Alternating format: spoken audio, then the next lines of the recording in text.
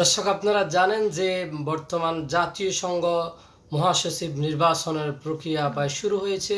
বর্তমান জাতিসংঘের মহাসচিব আপনারা জানেন পর্তুগালের অ্যান্তোনিও গুতেরেসের মেয়াদ 2026 সালে শেষ হবে। সেই মেয়াদ শেষ হওয়ার আগেই জাতীয় সংঘ তার আগামীর মহাসচিব নির্বাচনের প্রক্রিয়া শুরু করেছে। সেই প্রক্রিয়ায় বাংলাদেশের প্রধান উপদেষ্টা ডক্টর ইউনূসের নাম রয়েছে।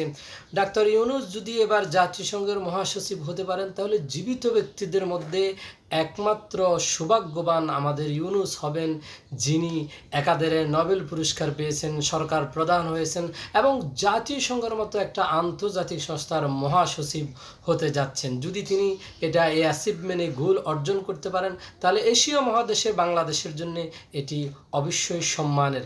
আমরা চাই যে ডক্টর ইউনূস জাতিসংঘের মহাসচিব নির্বাচিত হবেন।